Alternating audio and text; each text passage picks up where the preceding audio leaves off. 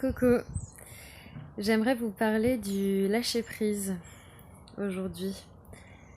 Donc l'idée c'est de vous transmettre ce que j'ai compris du lâcher-prise. Parce que ça fait des années que j'entends ce terme et que j'ai eu du mal à comprendre qu'est-ce que ça voulait vraiment dire dans la matière que de lâcher prise. Pourtant, ce mot est pas compliqué. On le comprend tous d'un point de vue étymologique. C'est lâcher la prise sur les choses. Donc il y a une notion aussi de lâcher le contrôle qu'on a besoin d'avoir sur les choses. Alors je peux pas dire qu'aujourd'hui je suis à 100% dans le lâcher prise. En tout cas, je l'ai compris ce terme et je l'ai déjà ressenti dans ma vie. Enfin, je vois ce que c'est. Parce que la notion de contrôle, c'est quelque chose que je travaille.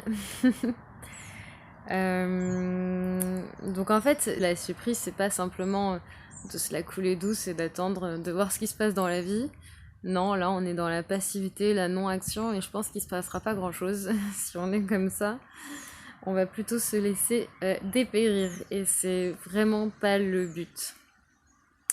Donc le lâcher-prise, ça n'empêche pas d'organiser des choses, d'avoir des projets, d'être dans l'action, de planifier des choses. Voilà.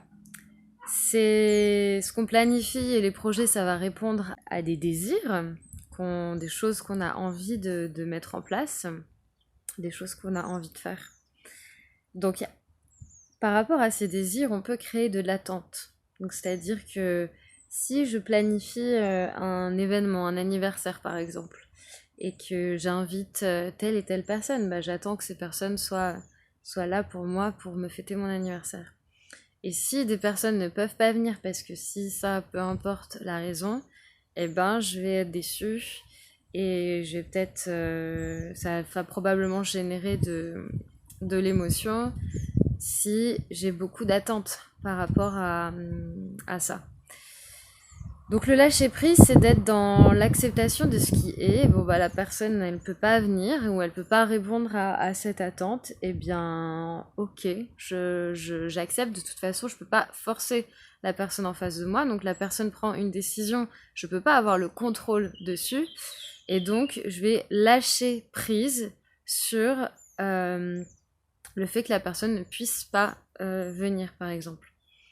J'organise cet événement en plein air, un pique-nique, dehors, voilà, j'imagine, ça va être trop bien, on va aller dans tel parc, ça va être chouette, on va faire ça comme ci, comme ça, et en fait, le jour J, il pleut.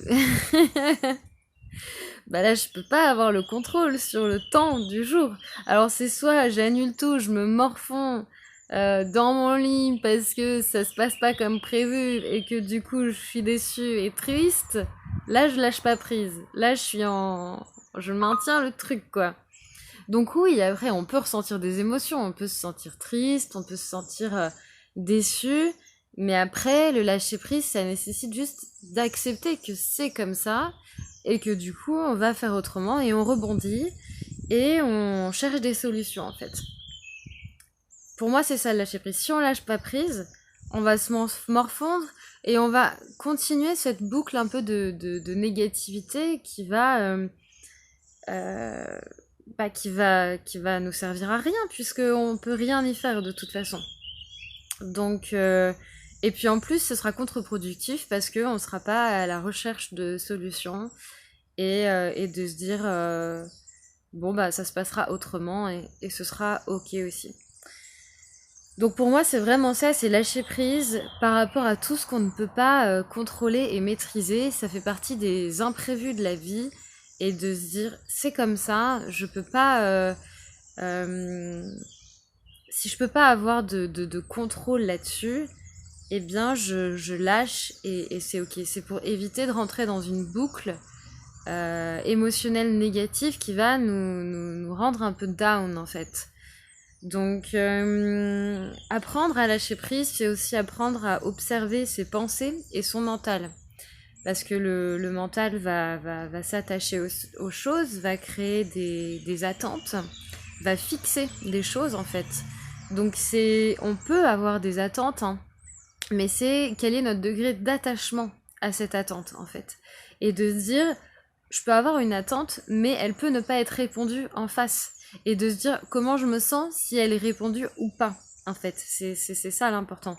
De lâcher prise sur la réalisation et la réponse que quelqu'un réponde à ces attentes-là ou quelque chose. Donc voilà ce que c'est que pour moi le lâcher prise. Observer ses pensées, ça permet d'essayer de garder le bon curseur et de pas tomber dans un attachement et dans des attentes qui sont trop fortes.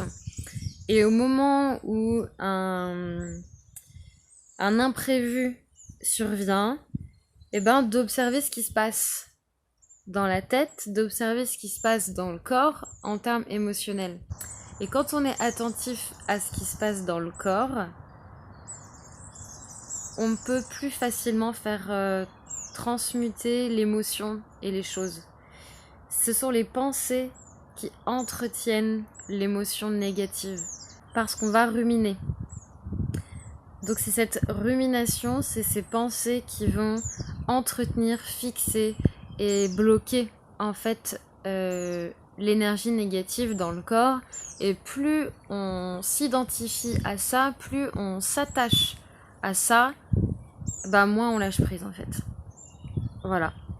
Donc c'est accepter ce qui n'est pas de notre ressort et ne pas vouloir tout contrôler non plus. Ça rejoint mon post sur les attentes qu'on peut avoir vis-à-vis des autres. Et plus on a d'attentes, plus on veut contrôler en fait l'autre. Il est pas assez ci, il est pas assez ça, j'aimerais qu'il soit comme ça, j'aimerais qu'il soit comme ci. En fait, on l'accepte pas pour ce qu'il est et on cherche à le changer pour que ça réponde à nos propres attentes. Là, on est dans un contrôle en fait de l'autre personne. Voilà ce que je voulais dire sur lâcher prise. Merci de m'avoir écouté.